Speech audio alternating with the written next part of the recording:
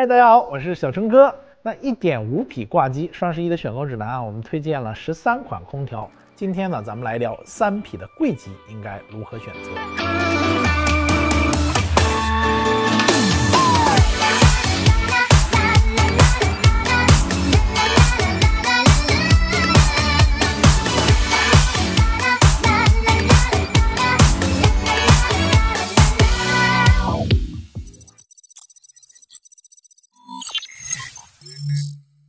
其实进入变频时代，大家选择贵机呢和挂机推荐选择1.5匹变频一样，贵机呢推荐大家选择3匹变频。贵机产品的更新换代啊，其实相对要慢一些，因为一个成熟的贵机型号的研发呢，至少要经过3年，当然换壳机不在其内。贵机产品呢这一次啊，一共给大家推荐15款。首先呢就是长虹熊猫蓝 Pro 空调，这款空调的价格呢国补之后啊不到4000元。配置比较到位，整体性价比啊显得非常高。空调室外机的配置采用双排的铜管，23cc 大压缩机加上电子膨胀阀。室内机循环风量可以跑到1850立方米每小时，送风距离远，覆盖呢也非常的广。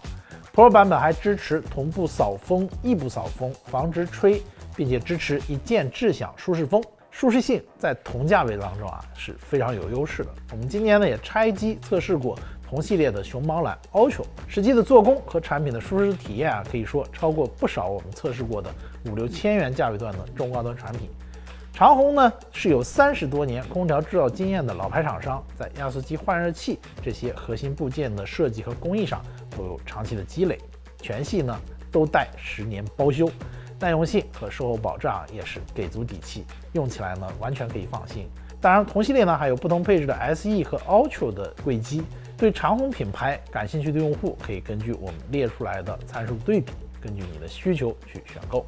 那预算再提升一点，来到5000元左右的价位段。那这个价位段啊，还是主要讲省电和智驾比。对3匹贵机来说，室内循环风量大小呢，我们认为对于空调的使用性能和体验是比较关键的。这次推荐的3匹的贵机呢，循环风量至少都得在1800立方米每小时以上。那5000元价位段呢，有5款空调啊是不错的。首先呢，华凌神机2代，这个呢也是老熟人，外机双排56根7毫米的铜管，总长是49.4米，配备美支压缩机和冷媒环，80瓦电机功率，最远送风距离可以达到15米。内机蒸发器呢，铜管总长34.1米，大风量、大覆盖，加上支持宽温域运行，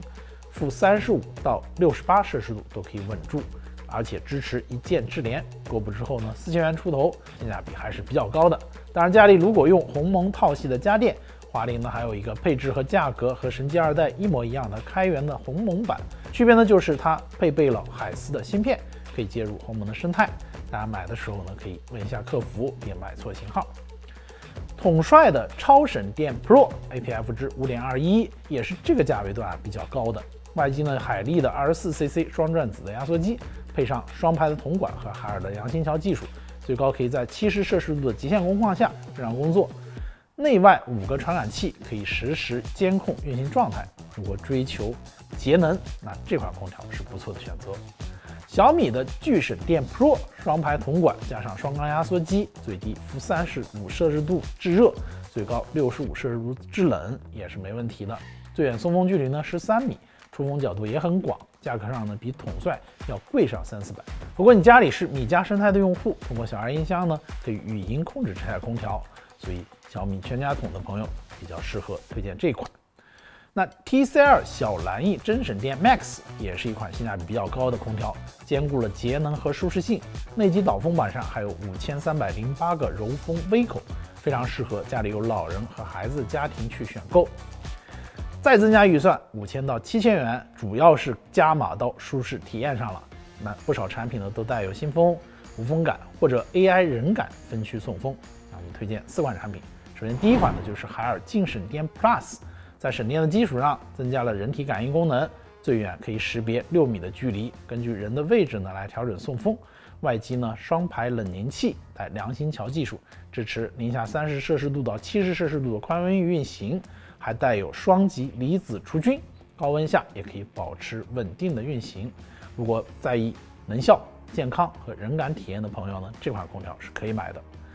美的的酷省电 Ultra 也是一款典型的全能型机型，外机呢使用美制 24cc 的双缸压缩机，冷媒环加持，高温制冷也没问题，送风距离呢最远可以到15米，双电机4维控风，覆盖角度可以拉到150度，舒适性表现也不错，各方面都比较均衡。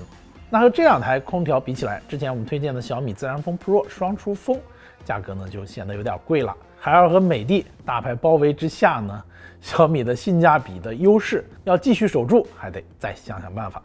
那美的的无风感舒适度上呢是支持 AI 人感技术，125种风感组合，可以根据不同的场景自动调整。外机呢同样双排冷凝器，美制 24cc 双缸压缩机加冷媒环，Phi 126的灌流风机，风量可以到1800立方米每小时。和同价位段的海尔麦浪相比呢，这款空调在风感上体验会更加细腻，更加适合对于直吹比较敏感、追求柔风体验的家庭。那么在这个价位段，海信也有2款比较热卖的机型 ，X3 Pro 和 X5。X3 Pro 呢配置也不算差，外机呢双排铜管，新风量也有220立方米每小时，还支持水离子除菌。不过我觉得海信 X5 它的竞争力更强一些，新风量拉到了270立方米每小时，是同价位段最大的新风量，还可以做到分区控风，再加上 AI 语音交互。虽然价格呢比X3 Pro 稍微贵了一点，但是我觉得综合体验是上一个档次的，